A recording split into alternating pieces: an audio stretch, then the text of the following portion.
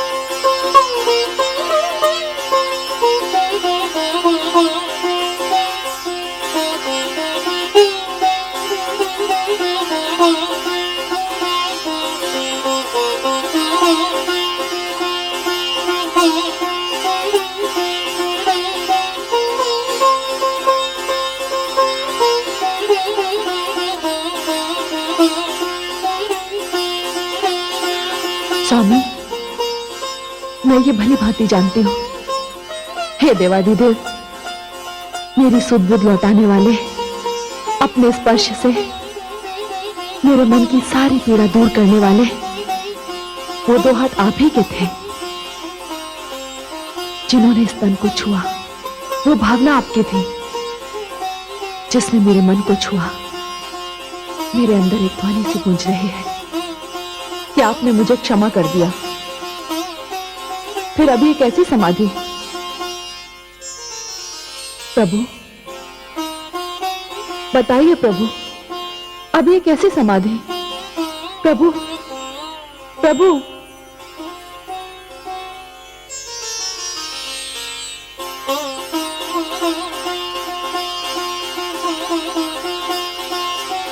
देवाधिदेव, आप समाधि से बाहर आ गए। क्षमा करें देवी, कौन है आप?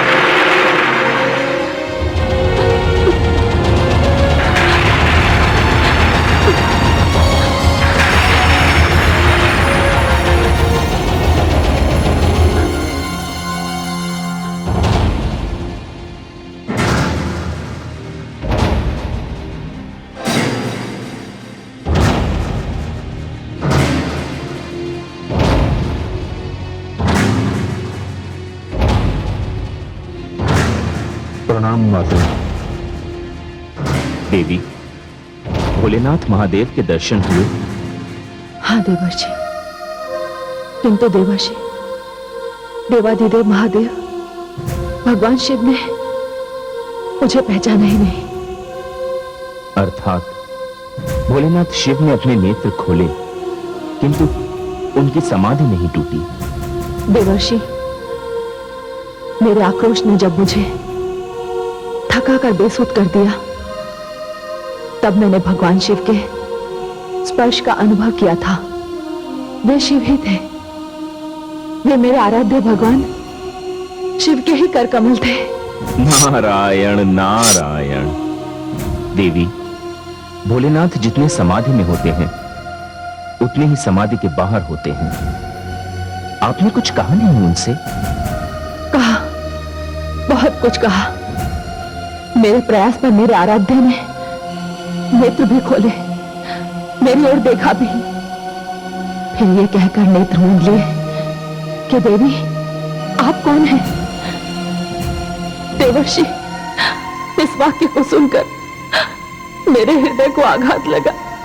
हे देवी, आप तो जानती हैं कि महायोगी शिव एक पत्नी व्रत धारण किए हुए हैं। सती के देह त्याग के पश्चात उनके जीवन में किसी अन्य नारी का कोई स्थान ही नहीं है, तो फिर आपको पहचानने का प्रश्न ही कहां उठता है? ये आप क्या कह रहे हैं देवर्षि?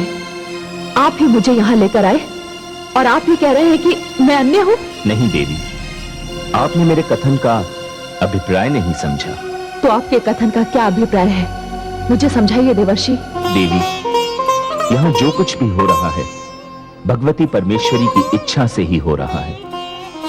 उन्होंने अपनी ही इच्छा से गौरी और पार्वती को 2 जन्मों में 2 भाग में बांट दिया। दक्ष की पुत्री गौरी का भाग समाप्त हो चुका है और अब जो भाग आरंभ हुआ है वो है पर्वतराज की पुत्री पार्वती का। देवी, आपको अपने तप से, अपनी भक्ति से, अपनी लगन से, अपने समूचे व्यक्तित्व से शिव के समक्ष यह सिद्ध करना होगा कि यदि वे आपको स्वीकार कर भी लेते हैं तो भी उनका एक पत्नी व्रत नहीं टूटेगा। देवी, भगवान शिव समूचे संसार के सामने एक आदर्श है, और आदर्श अपने भीतर सारी क्षमताओं के होते हुए भी अपनी सीमाओं का उल्लंघन नहीं कर सकता। तो फिर देवर्षि, आप ही बताइए, मैं क्या करूं? हे देवी, आपको अपने आदर्श को विवश करना है। इतना विवश करना है कि वो अपनी सारी सीमाओं का उल्लंघन करके आपके समक्ष आकर खड़ा हो जाए। देवी, आप जगदम्बा स्वरूपा हैं, स्वयं शक्ति हैं। अब ये आप पर निर्भर करता है कि आप और कितने दिन शिव से दूर रहना चाहती हैं।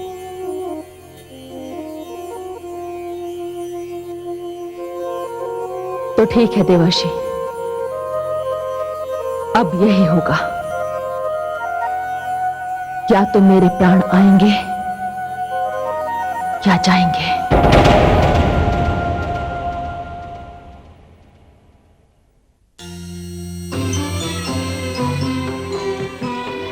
प्रणाम आदि प्रजापति।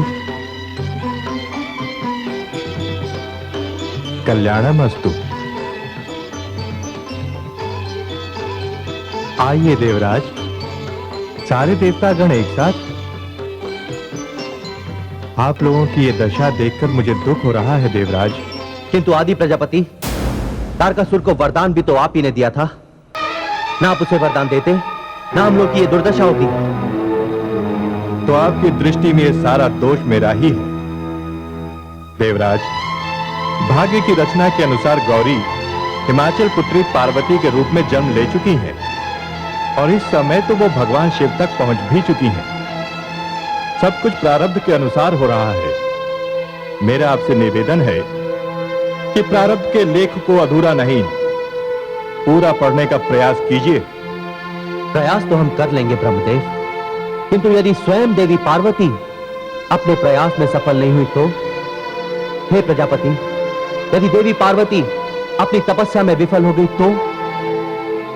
देवराज, क्या आप भूल गए कि आपके पास एक ऐसा योद्धा है जो वैरागी को भी अनुरागी बना सकता है, जो तपती सूर्य की किरणों को चंद्र किरणों में बदल सकता है, जो शांत झील को प्रलयकारी महासागर में बदल सकता है। हे आदि प्रजापति, मैं आपका तात्पर्य समझ गया। अवश्य आपका संकेत मदन देव अर्थात कामदेव की ओर है। अब आपको कुछ भी कहने की आवश्यकता नहीं है। देवी पार्वती अपना कार्य कर रही है, हम सभी देवता अपना कार्य करेंगे। अब हमें आज्ञा दीजिए ब्रह्मदेव।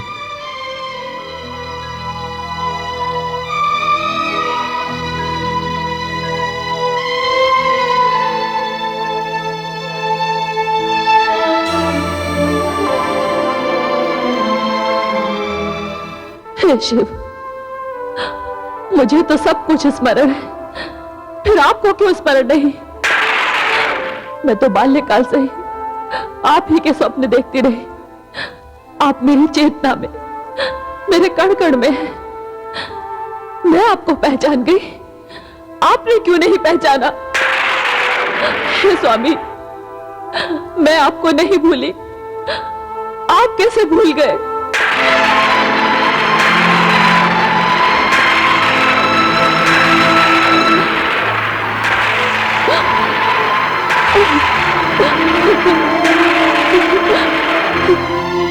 प्राणेश्वर,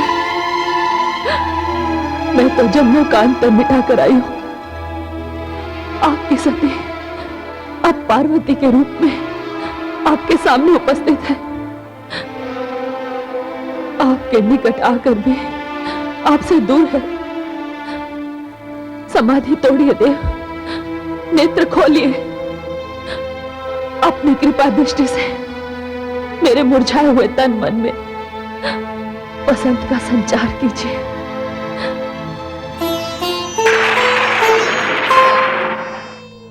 स्वामी,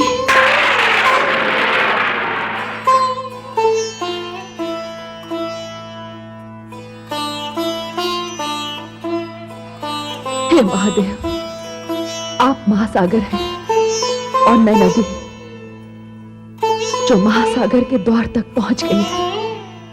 अपने प्रियतम महासागर से मिलने के लिए ये नदी अपना अस्तित्व समाप्त कर देने के लिए तत्पर है। यदि आप मुझे नहीं मिले तो मैं कठोर तप करूंगी, वर्षा, धूप, आंधी, पानी सब कुछ सह लूंगी, पर आपका वियोग नहीं सह सकती। जान लीजिए, मेरा पाणी ग्रहण केवल आपसे ही हो सकता है, क्योंकि इसके लिए मैं प्राणों की आहुति दे दूंगी और आहुति को ग्रहण करने की शक्ति केवल अग्नि में है, शिव में है। हे स्वामी, यदि अब मैं अपने तप में सफल रही तब तो आपके दर्शन अवश्य होंगे, यदि असफल रही तो मेरा अंतिम प्रणाम स्वीकार कीजिए स्वामी।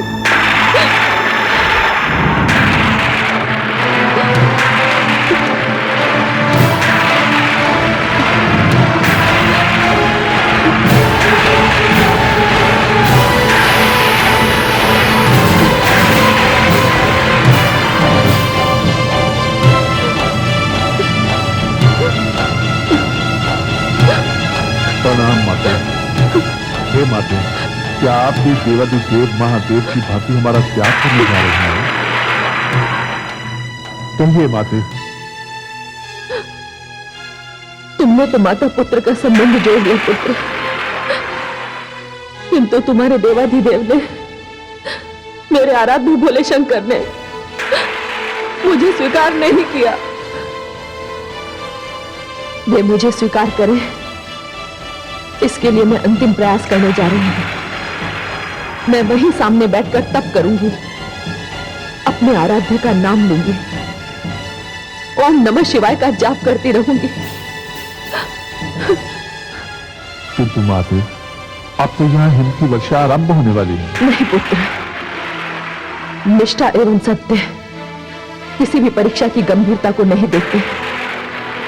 मैं तो केवल इतना मानती हूं कि मेरे आराध्य देव के नाम का जाप हिम की वर्षा को जब तक पुष्प वृष्टि में नहीं बदल देता, मैं वहीं निरंतर बैठी रहूंगी। पुत्र, क्या मैं अपेक्षा करूं कि कोई भी मेरी समाधि को भंग नहीं कर पाएगा? माते जी, आपका अपने पुत्र को आदेश है, यदि इस समय विकराल काल भी आपकी तपस्या भंग करने आया तो मैं उसका भी मान मर्दन कर दूंगा। अब तो आपकी इच्छा के बिना मेरे देवादिदेव महादेव के अतिरिक्त आपके पास कोई नहीं आ सकता।